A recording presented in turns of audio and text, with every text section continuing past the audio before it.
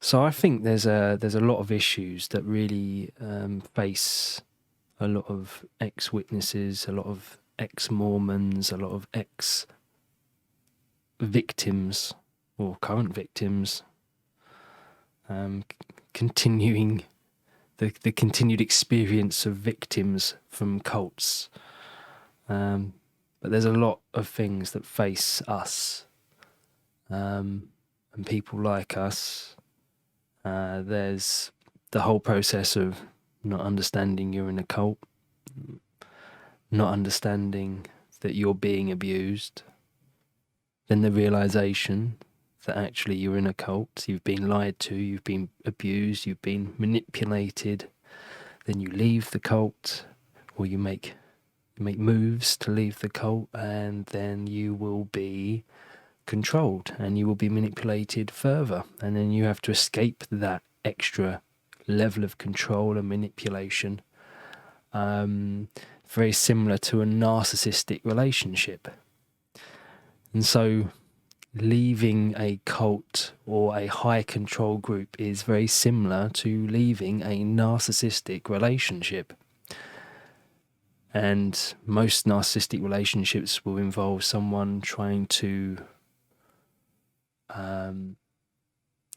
tell you that you don't know your own mind and you don't know what reality is, and you can't trust yourself. You must trust them and they must have the control.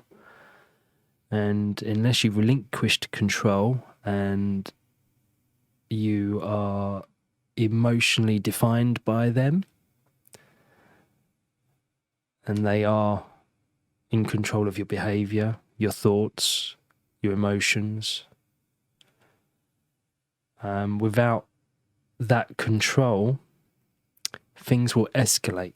The narcissist or the cult or the religion that is exhibiting these narcissistic traits will just carry on. They'll carry on using everything at their disposal to try and control you and hold you down and put you back in your place where you are supplying them with what they need, whether it be time, energy, money, worship, control, a whole host of things that are being supplied to people, and especially on the different levels of a system like a cult, because there's, you have the various levels. You have the rank and file, the standard, then you have the next level up, something like a pioneer or an auxiliary pioneer, a ministerial servant, an elder, a circuit overseer, a branch overseer, I don't know, a governing body member, helper, a Bethelite. There's so many extreme levels, and each one you are maintaining your level of authority over the people beneath you, which makes everyone fall in line. Now, in a relationship between a man and a woman, and there's a narcissistic man involved, and they're putting their basically imposing their control on that person, and if that person dares to step out of line or think in a different way, then there would be tactics used to put them back into their place. And it is remarkably similar how the tactics between narcissism and what happens between a man and a woman in a narcissistic relationship, or a man and a man, or a woman and a woman. But in most domestic relationships, there is a similar go-to of gaslighting. Even things like, I would say, where you send someone to Coventry, where you give them the silent treatment, things like that. That is actually, that's out of the narcissistic toolkit, which effectively is shunning. Various reasons can be given for it, but effectively it's a tool to punish and to get someone back into lockstep with the way that you, as an abuser, would deem things they need to be. So in a way that they need to be. So there's a lot of things to consider when you're trying to get out of this. And I'm really thinking that it needs to be looked at how we mentally approach, how we come in. We need to really think carefully about the strategy that we use when trying to come out of these situations.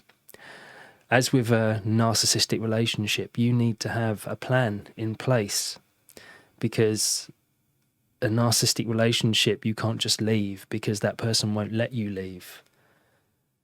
And it becomes an all or nothing thing where they will impose themselves on you and berate you and harass you.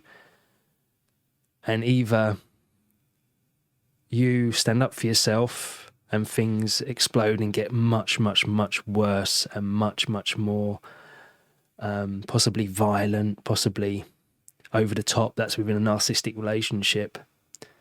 Similarly, within a religious context of that narcissistic relationship, things will escalate up until the point where we're going to effectively, excommunicate you from your family and friends, and we'll teach you, or we'll blacken your name, or we'll whatever it may be. So I really think strategy in leaving a narcissistic system that we find ourselves, a narcissistic thing where someone or an organisation or some group are telling us one thing and saying we feel, or you should feel, or you do feel this way, you don't know yourself. The information, what you think you know, you don't know. The information and the logic that you hold true in your brain, you've got wrong. When you're happy, you're sad. When you're sad, you're happy. Or you don't know what joy is, so on and so forth. We define what joy is to you. So you end up feeling that unless you're having a miserable life, you're not actually experiencing any proper joy. It's this is the messed up gaslighting situation you can get into, whether it be in a relationship, a one-to-one relationship, or a one-to-many relationship, or a one-to-organizational relationship. To be fair, this kind of works between, there's 1,000,001 cults in the world that employ these techniques to clamp down on their victims. That's the only way of putting it, really.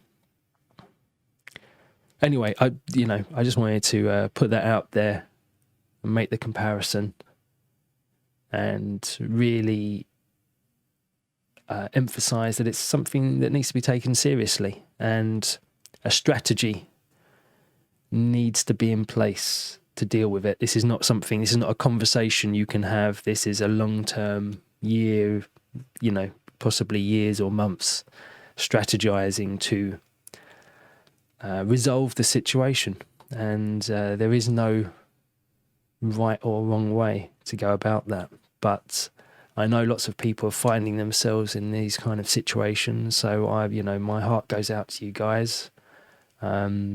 I've found myself in many a situation that resembles that, and extricating yourself from the situation really takes some doing. So hopefully we'll get to talk about this a bit more as time goes on. Please like and subscribe. Thanks for watching.